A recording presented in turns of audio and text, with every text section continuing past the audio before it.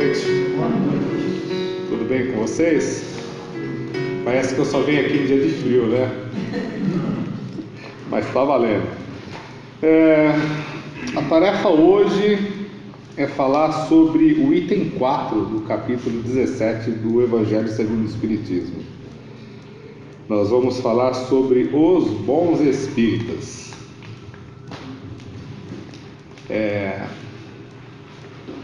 uma reflexão assim, sem a pretensão, né, de trazer muita glória para o Espiritismo, tá? É mais para a gente ter uma noção mesmo do significado, do que a gente deve entender com o termo bons espíritas. Aliás, se a gente parar para pensar, eu costumo sempre pensar na atualidade, e eu acho que todos presentes, se não passaram, conhecem alguém que deve ter passado situações inusitadas nesses últimos meses, dado a política, tá?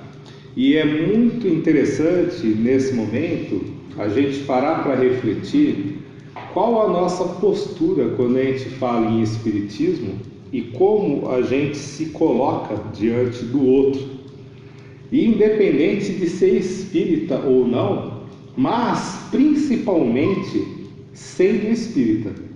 Até porque, como espíritas, nós temos que ter uma noção muito clara que cada um de nós possui um tipo de cultura diferenciada, um tipo de inteligência diferenciada um do outro, e procuramos de alguma forma nos aproximar por afinidades. Qual é a afinidade que nos aproxima dentro do Espiritismo? O que nos atrai para que nós estejamos aqui hoje? É aprender mais sobre o Espiritismo, não é? Porque aqui dentro a gente não pratica nada, basicamente. A gente faz aquilo que o grupo procura fazer, e com isso nós criamos alguns hábitos, né? E esses hábitos são salutares, até para que nós, num contexto mais amplo, possamos ter uma noção que é muito importante a harmonia de um centro espírita no quesito de aproximação, de levar as pessoas a terem um interesse maior pelo outro, além do próprio umbigo, né? Deixar de ser individualista. Mas o centro espírita não nos faz ser melhores, faz. Não necessariamente sermos melhores, mas ele nos ajuda a repensar sempre isso. Então, mesmo com toda essa aproximação e objetivo, ou afinidade, que seria o estudo de Kardec, ou do Espiritismo, num contexto mais cultural que é apregoado hoje, nós temos um objetivo maior: nos tornar pessoas melhores. E nós não conseguimos nos tornar pessoas melhores apontando o dedo para o outro, né? O julgando como melhor ou pior segundo as suas escolhas. E eu estou falando nesse momento de todas as escolhas, de todas, tá? Porque individualmente nós só sabemos dos nossos problemas. Nós não temos ideia alguma sobre o que se passa na mente do outro. Nós temos um panorama de julgamento, né? Nós olhamos o outro, ouvimos o outro, prestamos um pouco de atenção no outro, mas nós não prestamos atenção com empatia. Nós prestamos atenção para fazer uma comparação. Na maioria das vezes, como nós estamos? Se estamos melhores, né? Nós não pensamos no pior, nós paramos para analisar se estamos melhores, segundo as nossas escolhas e os nossos posicionamentos. No item 4, os bons espíritas, é interessante a gente prestar atenção que é impossível desassociar ele dos outros itens. O 3, o 2, o 1, não tem como. Até porque para a gente chegar a ser necessariamente um bom espírita, a gente tem que primeiro pensar em ser um homem de bem. Não tem como, né?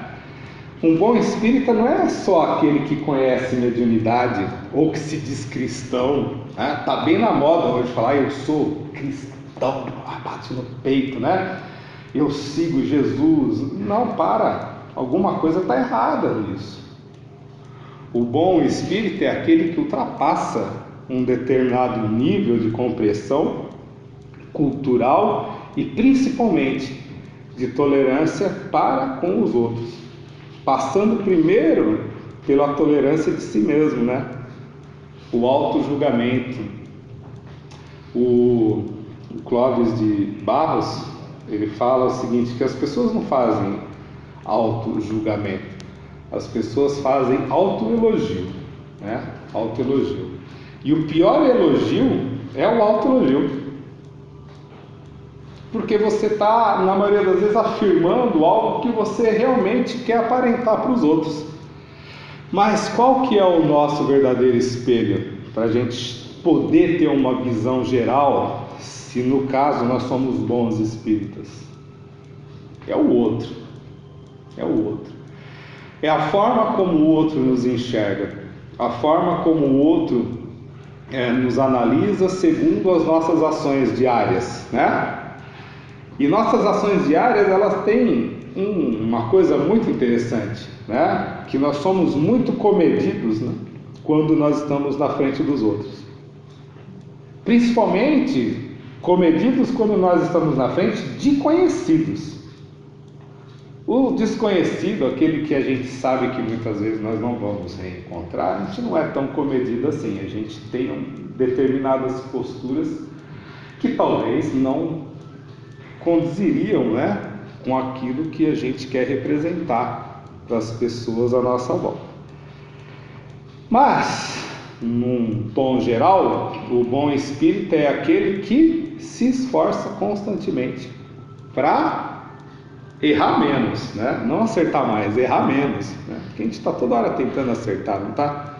Quem aqui gosta de errar? Quem aqui gosta de cometer um deslize? Quem aqui xinga no trânsito, fica bravo com o padeiro porque atrasou o pão, né? E depois fala, poxa, errei, né? Não, já errou mesmo, acabou.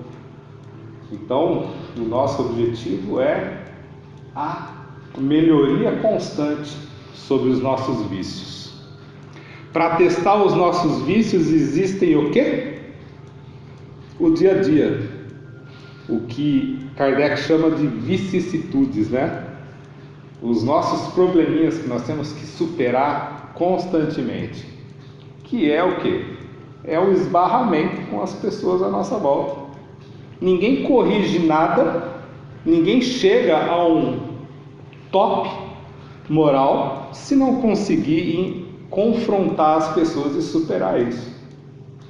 Aquelas pequenas coisinhas que nós não gostamos e que muitas vezes fazemos para os outros, né? Mas, de forma geral, quem aqui está nesse estágio?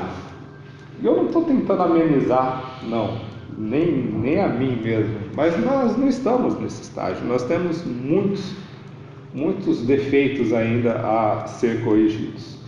E é por isso que eu torno a repetir. Não adianta bater no peito e falar, eu conheço tudo doutrinariamente, eu sou um bom espírito.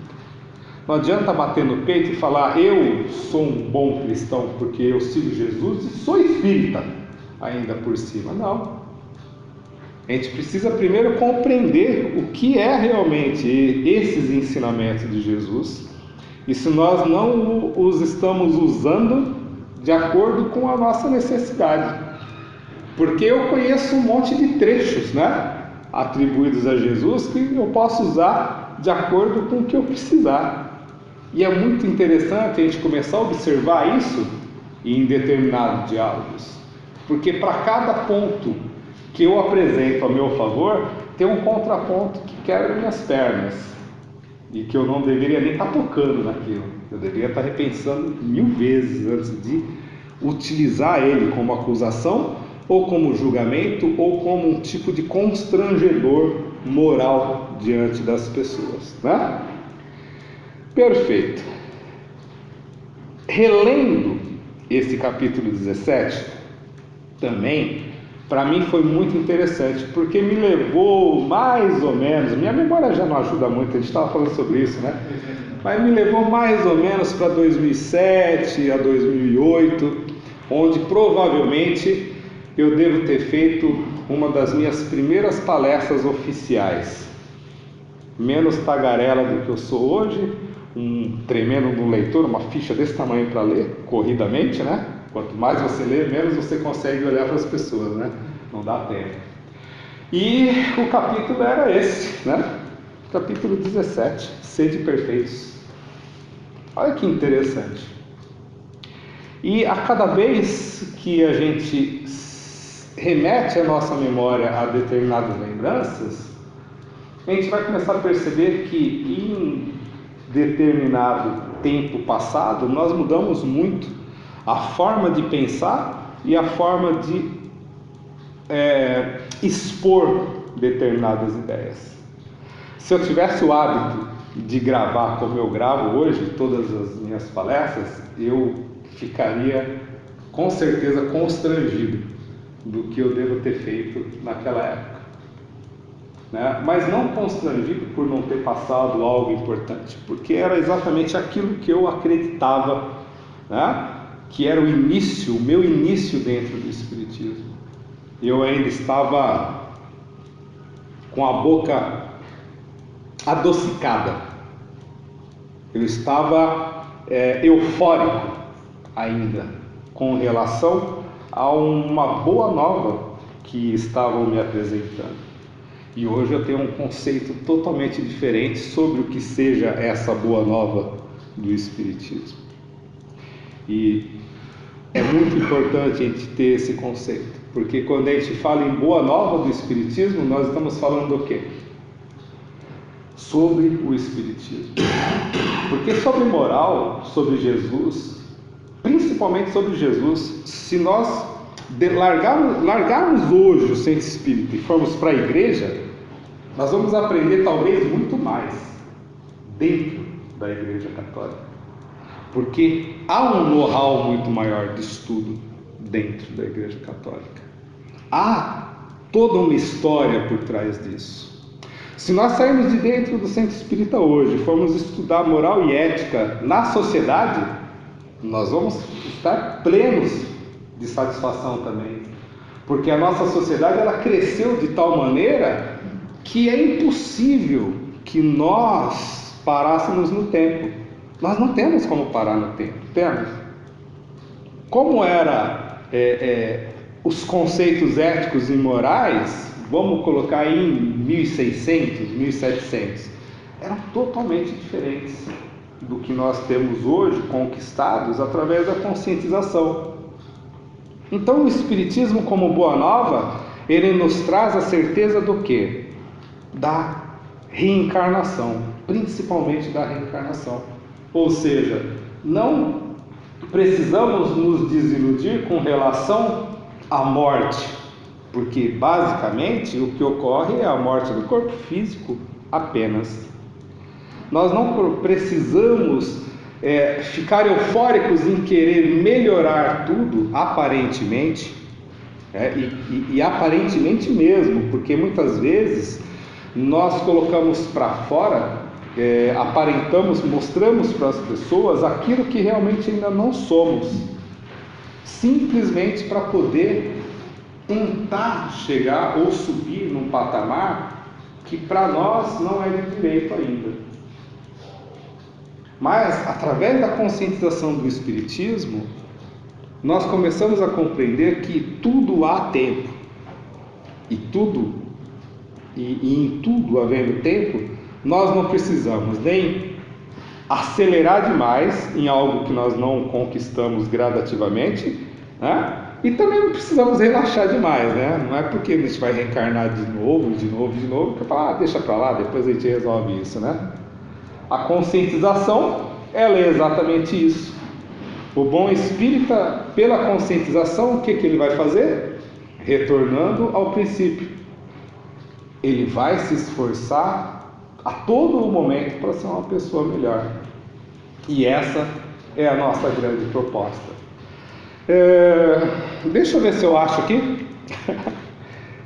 No trecho Homem de Bem, ele fala assim, ó: o verdadeiro homem de bem é aquele que pratica a lei de justiça, de amor e de caridade em sua maior pureza. Danou-se, né? Porque nós tentamos o tempo todo, nós tentamos ser justos, né? Nós tentamos ser amorosos, amorosos não no sentido pessoal, mas amorosos no sentido de compreensão mesmo das coisas, nos nossos atos, né? E nós procuramos também praticar a caridade o tempo todo. Não procuramos? Nós não fechamos, né? Igual um colega meu falou, nós não fechamos o vidro do carro quando vem aquele pessoal, né, com um panfletinho na porta, com balinha, com docinho, né? Nós não pensamos nada de errado, né? Então a caridade, num conceito judaico, eu gosto muito de relembrar isso, ela é nada mais, nada menos do que fazer o que é certo. E muitas vezes fazer o que é certo não é agradar todo mundo. E nós fomos nos habituando gradativamente que a prática da caridade, ser amoroso, ser justo, é ser doce o tempo todo. Parece bruto o que eu estou falando, né? Mas nós temos que ter muita consciência sobre o que é ser justo, né? E o que é ser apenas pacífico. Porque não adianta nada sermos pacíficos aparentemente e a nossa mente está trabalhando ao contrário daquilo que nós fizemos em ato, expusemos a nossa vida. Não vai resolver absolutamente nada. Quando nós desencarnarmos, o que vai contar? Aquele monte de selfie tirada na nossa consciência, né? Da esmolinha que eu dei aqui, da sacolinha que eu peguei ali, do ceguinho que eu ajudei a atravessar a rua. Ou a nossa consciência ela vai acusar ou nos elogiar de acordo com o que realmente nós fomos. Então isso é uma grande questão que traz o Espiritismo para que a gente possa pensar. Como bons espíritas, né? Para chegar nesse patamar de bons espíritas, nós temos que exercitar muito ainda a questão de ser um homem de bem, constantemente. E eu não vou entrar nem em questões de trabalho, do lar, porque em todo momento vão ocorrer situações que vão nos testar. Não tem muito para onde fugir disso, né?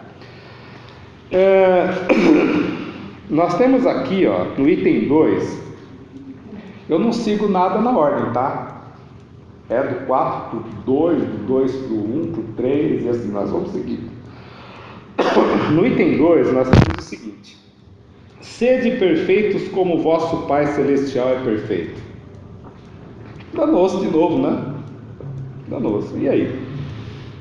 Nós não temos ao pé da letra que Deus é perfeito? Não é exatamente esse sentido passado pela Bíblia, que nós temos a obrigação de sermos perfeitos como Deus? E nós, hoje, nós conseguimos levar isso ao pé da letra? Não vai, né? Então, isso pressuporia a possibilidade de se atingir a perfeição absoluta. Ou seja, de estar no mesmo patamar de Deus, né? E quem sabe até ultrapassá-lo, né? Um pouquinho de pretensão, acho que não se trata nem de pretensão, vamos colocar sonho, né? Um pouquinho de sonho não faz mal a ninguém, né? Atingir a perfeição a tal ponto que nós possamos nos igualar a Deus. Nós não conseguimos reproduzir uma flor sem triturar ela, né? Então está longe ainda a coisa, está longe. Então, o que Jesus quis dizer isso, né? que é preciso que a gente entenda essas palavras, perfeição relativa, a perfeição relativa à humanidade, ao momento que nós vivemos. E a nossa perfeição ela é tão relativa que nós podemos voltar ao início da nossa conversa. Cada cultura, cada inteligência, cada necessidade, ela vai relativizar essa questão da perfeição. O que eu exijo de mim hoje, ou não exijo, ela faz parte dessa relatividade. Ela faz com que eu, hoje, sendo espírita, não vou nem usar o termo cristão, mas sendo espírita, com a leitura que nós temos, que não é novidade nenhuma na humanidade, nós tenhamos a necessidade de ter uma postura mais firme com relação aos nossos próprios atos. Isso não significa que nós vamos acertar o tempo todo, né? O obsessor adora isso, culpa, né? Você ficou culpado, se sentiu culpado porque agiu mal. Mas o que é agir mal de verdade? O que seria agir mal? O que seria agir bem?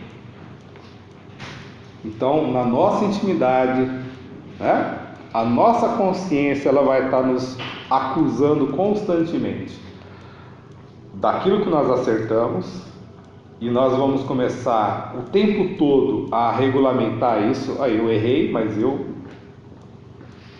posso fazer assim da próxima vez, e vou exercitar isso constantemente.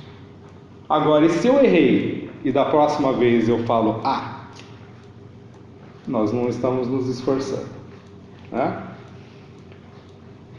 Aquela questão de perdoar 70 vezes 7, vezes 700, vezes 7.000, ela é muito importante para a gente refletir o tempo todo.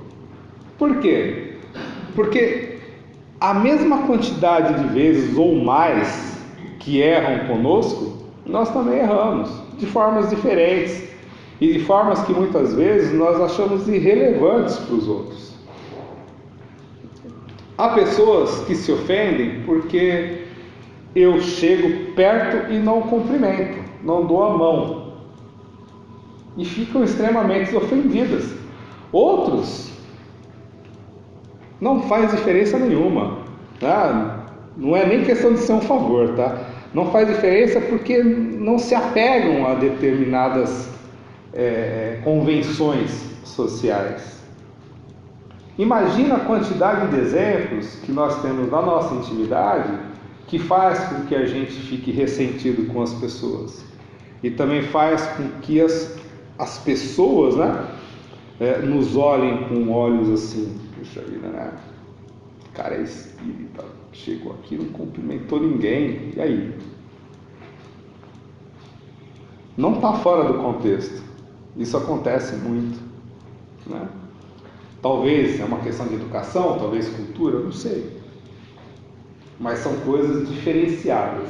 Cada um vai interpretar de uma maneira. Não tem para onde a gente correr. Então, o verdadeiro homem de bem é aquele que pratica a lei de justiça, amor e caridade. Se interroga a consciência sobre os seus próprios atos, pergunta a si mesmo se não violou essa lei, se não fez o mal e se fez todo o bem que podia, se negligenciou voluntariamente uma ocasião de ser útil. Essa parte do negligenciou voluntariamente uma ocasião de ser útil é muito interessante, porque muitas vezes nós vamos nos habituando. Eu falei que o centro espírita é excelente para fazer com que a gente se interesse pelo outro, né? Saia do nosso quadrado. Mas às vezes nós começamos a olhar o centro espírita apenas como única fonte de fazer o que é certo, e deixamos as coisas acontecerem ao nosso redor com todo o desinteresse do mundo. Não significa com isso que nós temos que sair na rua caçando oportunidades, mas elas aparecem a todo momento, né? As oportunidades de nós testarmos o nosso caráter, ela aparece a todo momento. Mas às vezes nós ficamos tão focados naquilo que a comunidade, o conjunto vai fazer, que nós esquecemos da nossa individualidade. Como nós podemos agir no nosso dia a dia? E é ruim, porque às vezes até uma bronca, se você der em alguém, você pode estar fazendo a caridade, né? Depende também de como dar essa bronca, né? Não vamos também exagerar aí na dose, porque algumas coisas precisam ser feitas para que as mentes despertem de alguma forma. Com o tempo a gente vai aprendendo que é bom evitar. É bom evitar, né? Mas também a gente não sabe se nós perdemos uma oportunidade de auxiliar alguém. No decorrer aqui, nós vamos ver aqui o seguinte, que é preciso, pois, para compreendê-la, a doutrina espírita, uma inteligência fora do comum, com todos os aspectos que existem dentro da doutrina espírita, e sabendo que nós temos culturas e inteligências diferentes. É preciso ser um Einstein para compreender o espiritismo? Não, de forma alguma, né? Existe uma coisa chamada, acho que é sapiência, né? É muito diferente de inteligência, porque existem pessoas com a cultura muito abaixo daquilo que nós achamos normal, mas que possui uma moral muito maior do que a gente pode imaginar. Isso é conhecimento. Isso é conhecimento básico que está dentro da alma da pessoa. Às vezes, só o fato dela estar vivendo e observando as coisas à sua volta faz com que ela aflore de dentro de si conhecimentos muito simples, de uma humildade tão grande, que elas se tornam muito maiores na questão do convívio social do que muitos de nós.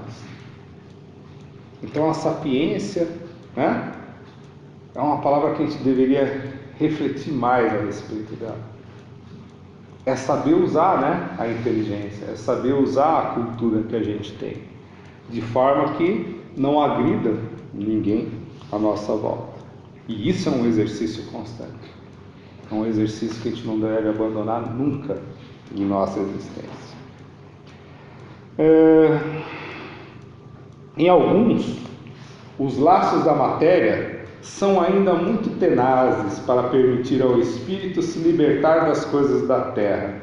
O nevoeiro que o circunda lhes furta a visão do infinito. Por isso eles não rompem facilmente nem com seus gostos, nem com seus hábitos. Não compreendem alguma coisa melhor do que aquilo que têm. A crença nos espíritos é para eles, né, um simples fato, mas não modifica senão pouco ou nada suas tendências instintivas. Numa palavra, não vem senão um raio de luz insuficiente para conduzi-los e lhes dar uma aspiração poderosa, capaz de vencer os seus próprios temores. Nesse exato momento, no trecho, o capítulo ele começa a se desencilhar, separar o bom espírita do espírita imperfeito. Porque o bom espírita, ou os bons espíritas, né, eles enxergam muito além da materialidade. Eles enxergam muito além do imediatismo da coisa. E quando eu falo em imediatismo, eu começo a ficar tenso. Porque nós, no nosso dia a dia, muitas vezes nós perdemos a fé. Nós perdemos a fé que as coisas realmente vão dar certo. Nós perdemos a fé, muitas vezes, que no futuro, e não é o futuro eu com 70, 80 anos, não, é no futuro, lá, nas próximas existências, eu posso ter rompido grandes amarras na minha existência com relação às minhas imperfeições. E hoje em dia, quais são as nossas maiores necessidades, né? Todo mundo aqui deve viver do seu suor, do seu trabalho, Todo mundo aqui tem basicamente as mesmas preocupações, não é? É alimentação, é vestuário, se estamos bem no trabalho, se nós podemos melhorar ainda mais. Bom, não tem como fugir disso, tem? E muitas vezes nós perdemos a fé, nós desanimamos.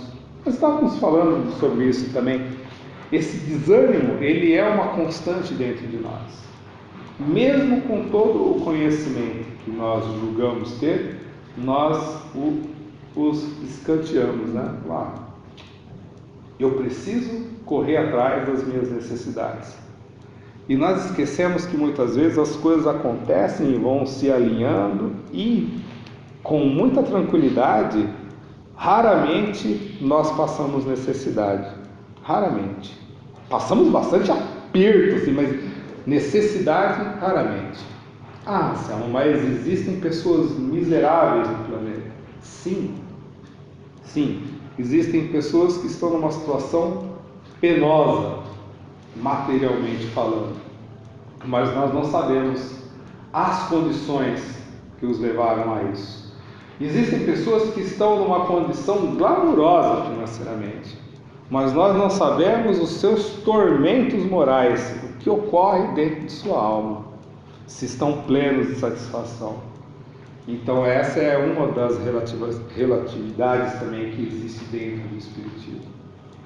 E aí nós não podemos pensar com isso também que nós devemos deixar, né, aquele que sofrer, aquele que aparentemente não sofre, continuar sofrendo também. Porque os sofrimentos, eles são muito grandes. E quem vai julgá-los? Quem os conhece bem? Deus, né? Porque às vezes nem nós mesmos conhecemos direito as nossas necessidades e os nossos sofrimentos. Então nós esquecemos tudo que nós possuímos de bom, nós esquecemos tudo que nós possuímos de ruim e passamos a remar constantemente, viver um dia a dia tormentoso, né? Não vendo a hora que acabe o dia para poder dormir, né? E reclamando, né? Quanto raio sol, nossa, já acordei, caramba, vai começar tudo de novo. Então nós perdemos a fé totalmente. E segundo o Evangelho, os bons espíritas, eles têm muita fé no futuro, mas não existe fé sem trabalho, não existe fé sem ação, sem correr atrás das coisas. Não existe fé no desespero, porque o desespero faz com que as coisas fiquem iguais o tempo todo. A gente pensa que saiu de um buraco, mas continua nele, né? É só uma brisa que passa. Mas por quê? Porque nós deixamos de acreditar. Porque nós deixamos, muitas vezes, de fazer o básico, de fazer a liçãozinha de casa. Ou seja, exercitar constantemente a melhoria daquilo que nós temos que corrigir. Enfim, finalizando, reconhece-se o verdadeiro espírita pela sua transformação moral e pelos esforços que faz para domar as suas más inclinações, enquanto que um se compraz com o seu horizonte limitado, o outro, que compreende alguma coisa de melhor, se esforça para dele se libertar, e sempre o consegue quando tem vontade firme. No Livro dos Espíritos, na pergunta que eu não lembro qual é o número, eu adoro isso, né? A gente não tem a obrigação de saber tudo decorado, mas tem lá uma questãozinha que fala assim, mais ou menos assim: poderíamos nós superar os nossos vícios, as nossas tendências, as nossas más qualidades? E a resposta, ela é muito significativa: sim, desde que tivéssemos vontade. Então, todos os obstáculos, por mais difíceis que estejam, nós podemos superar com um pouquinho de boa vontade. Às vezes, a boa vontade parece que ela está com um grilhão, né, de tão pesado assim, você não consegue correr daquilo. Mas com a perseverança, com o entendimento de que uma hora as coisas acabam se encaixando, sim, elas mudam. Eu consigo modificar um padrão mental meu? Consigo. Eu consigo modificar uma atitude que eu sei que é uma constante e eu sei que muitas vezes é mal diante das pessoas? Eu consigo. Agora a questão é saber se eu realmente quero modificar alguma coisa. Porque uma das coisas que nós temos que compreender é que existem vícios que satisfazem. E não é só o álcool, não. Não é só a maconha, a cocaína que dá essa sensação de prazer, não. O erro, o nosso vício, aquilo que nos satisfaz, também nos causa uma sensação de prazer muito parecida. Nós ficamos saciados com aquilo. Basta pensar quando eu faço fofoca. Eu faço uma fofoca e fico esperando o retorno sobre aquilo. Aquilo me causa uma movimentação interna que me traz satisfação. Basta eu perceber quando eu agrido verbalmente alguém. Se essa pessoa não retorna a agressão, causa uma frustração violenta, né? Mas se o outro retorna, se discute, se briga ali, às vezes nem ficam de mal, né? Mas gerou uma satisfação psicológica muito grande. E quem realmente está em condições ou deseja, tem essa vontade de abrir mão do seu próprio vício. Então esse é um dos pontos principais do Espiritismo, do bom espírita. É reconhecer em si o mal que ainda tem de superar. Esquecer o outro, mas não esquecer o outro e largá-lo na penúria, porque aquele que sofre por algum motivo e eu retorno, seja rico ou seja pobre, ele sofre por algum motivo. E nós podemos amenizar momentaneamente algo, para qualquer um que seja. Mas nós também temos que entender e respeitar se essa pessoa quer abrir mão de algo.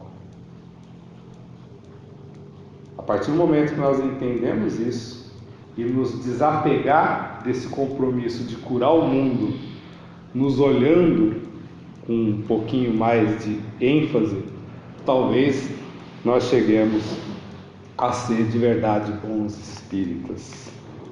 E é isso que eu desejo para todos nós, né? Que a gente consiga superar tudo aquilo que a gente realmente entenda como um mal que ainda nos ferve o sangue. Tá ok? Muito obrigado a todos.